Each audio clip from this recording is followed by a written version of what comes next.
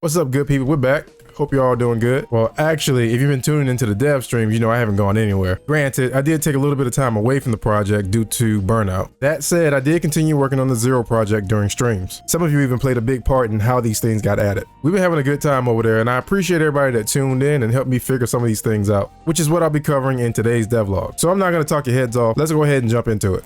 All right, so to kick things off, a change of scenery. We got a new combat arena that's heavily inspired by the combat simulator from Final Fantasy VII Rebirth. During one of the streams, we decided that the lore for this game is that it takes place between the 3rd and 4th Zero games, where Zero's using a combat simulator to train. So I felt like this type of setting was fitting. Next, I finally replaced the old HUD. This was drafted by one of the Discord members, link in the description, who also happens to be a dev themselves, and is working on their own game, Mirror and the Legend of the Gens, which you can find on Steam. I really like how clean it looks, and it also changes colors depending on which chips are selected. In the previous devlog, I mentioned some changes to the controls. The goal is still to streamline them for controllers, but in doing so, it kind of made MK controls feel a little clunky. To recap, here's the layout for controllers. Again, I'll be using an Xbox controller for these, but the project also works with PlayStation controllers. Left stick is for movement, right stick controls the camera. The D-pad is now used for a new feature that I'll talk about next. X is primary attack, Y is sub-weapon attack, B is dash, A is jump, LB is a modifier, and when held, changes X, Y, A, B, and RB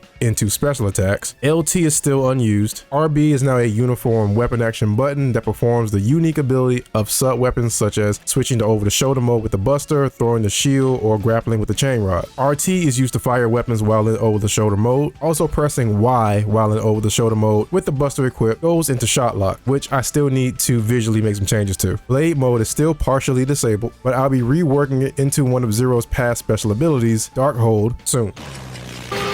Finally, clicking the left stick triggers sprinting, and clicking the right stick is for toggling lock-on. Now for M and K. WASD is for movement, space is jump, left shift is sprint, left control is dash or evade. The number keys 1 through 5 are all special attacks, and the player no longer has to hold down shift as a modifier. Q and E both toggle the new feature I mentioned a second ago. Tab toggles lock-on, left mouse is primary attack, right mouse is secondary or sub-weapon attack, and the middle mouse is the weapon action button. These controls are not set in stone, and I'll be making changes down the line, especially with y'all feedback. One of the issues that I noticed with the combat was trying to switch weapons mid-combo. It wasn't fast enough sometimes, which led to a lot of drop combos. And this was because of animation timing. Here's what I mean. A lot of attacks in DMC have extended animations that give players time to switch weapons. That doesn't work too well here, because most of the attacks that I have set up for Zero have pretty short animations. To try to help with this, I added a weapon wheel. This can be toggled by pressing up on the D-pad or Q on M and K. You select using the right stick and then pressing the right stick to make the selection, or just simple point and click with the mouse. Now, to get the player time to make that switch, time slows down while the wheel is active. But like I said, this isn't final, and I'm still looking into options to keep combat flowing while also giving the player enough time to make a weapon switch. It doesn't require any finger gymnastics. Remember that issue about changing chips? Well, now this is also done through a selection wheel. The input for this is down on the D-pad or E on M and K. And once a selection is made, he does this animation and transforms into the element. Give me strength! Also, if done during a combo, the transformation will just slightly pop up the enemy without doing any actual damage. It's just to allow the player to continue the combo.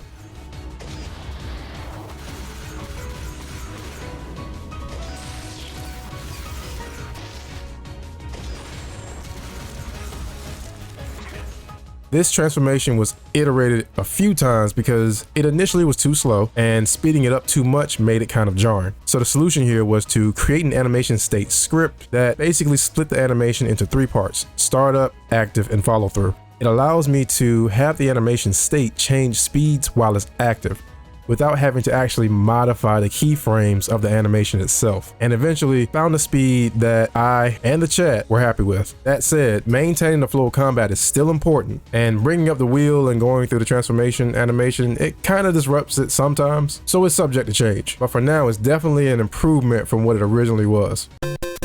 Also, what's this? As you know, I gave Zero an elemental form based on each of his special attacks, one for each element: fire, thunder, wind, and ice. But there's one I didn't give a form to: Shippu.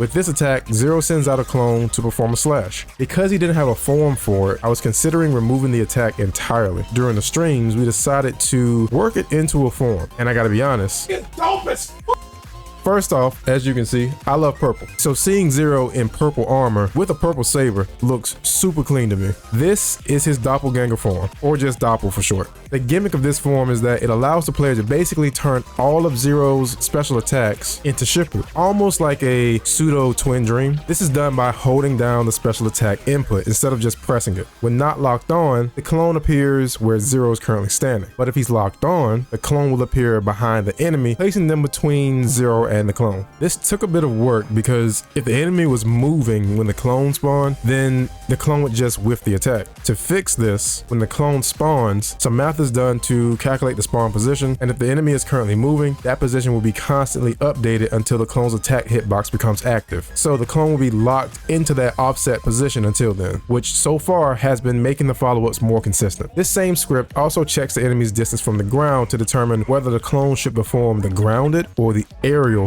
version of some attacks. And to be honest, this new mechanic has led to some really interesting things.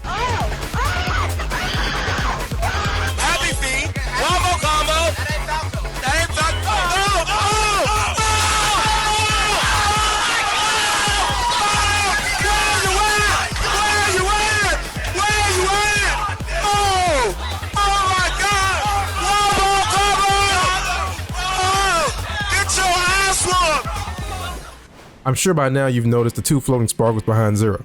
Look familiar? If you played the original games, you know that these are cyber elves. In the original games, these little guys basically enhance Zero's abilities. In this project, they are the clones that Zero sends out during attacks. I wanted to include cyber elves in some way in this project, so they serve as visual indicators to let the player know how many clones Zero has available to send out. When sending out a clone, Zero goes into this stance that can be canceled into another special attack. It can also be jump canceled if on the ground. Side note, when working on this during the dev streams, I used a placeholder animation that was decided on by the chat, and I gotta say, the chat never disappoints.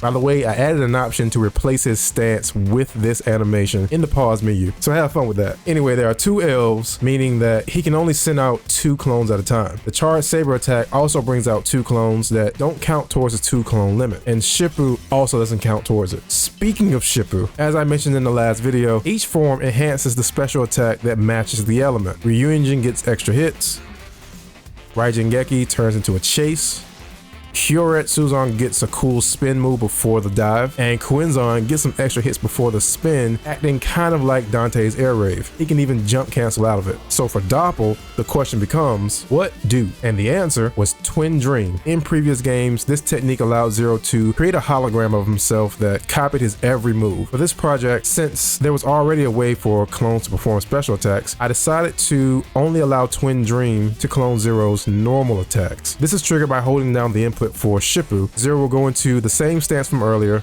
but this time a green cyber elf will appear. This is the indicator that Twin Dream is active. It lasts for about 10 seconds, which I may extend that time. I set up the clone to behave similar to how Yuffie's clone works in Final Fantasy VII Rebirth, so it only appears while attacking. It shares the same animation controller as Zero, so setting up the attacks was easy, but having the clone follow Zero's position, not so much. I also had to tweak the clone's hitbox so its attacks don't affect the enemies physically, just deal damage. This is because during testing, I noticed that sometimes the clone would knock the enemy too far away, which kept the player from landing follow-up attacks. The script currently stores Zero's position every quarter second, then moves the clone after a short delay, which for the most part works fine, until Zero moves vertically. This will be fixed in the next build.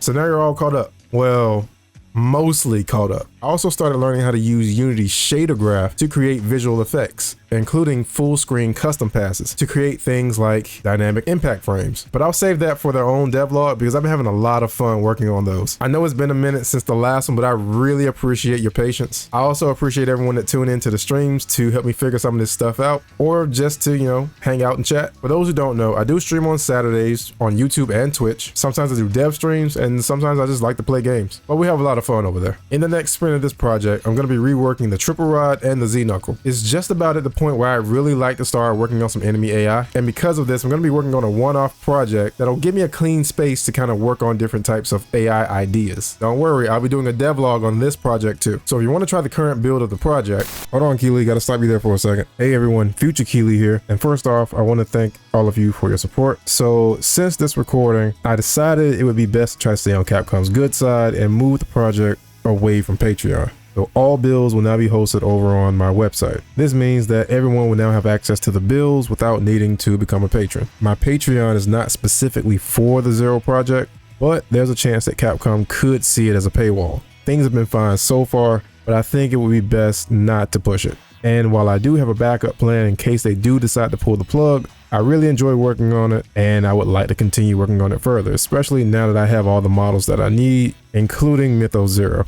With that said, when the project is done, I'm still planning to give something to the patrons for all the support, especially for so long and with how long it takes between uploading builds. And my biggest concern with moving the project is that I don't want to leave my patrons empty-handed. I also have some other projects that I'll be uploading over on Patreon soon, as well as some assets that I'm working on. Again, if you're a patron, thank you for your support and for your understanding in this decision. And thank all of you for keeping my dream of becoming a full-time dev alive. I could not have made it this far without you. So with that said, Pass Keely, you can go ahead and take it over. Also, you can find the links to the Discord and my other socials in the description. If you enjoyed the video, leave a like. And as always, if you're feeling super generous and want to see more projects like this, how about subscribing? It really supports the channel and it's completely free. But that's going to do it for me. You can check out the website or my Discord for updates on the project. I hope y'all have a great day and I'll see you in the next one. Peace.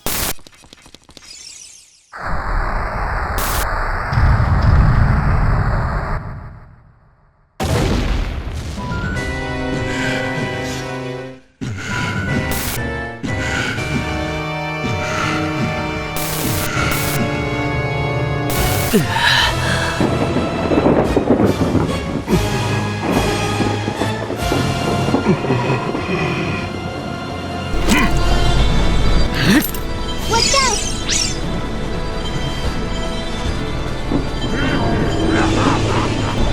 out!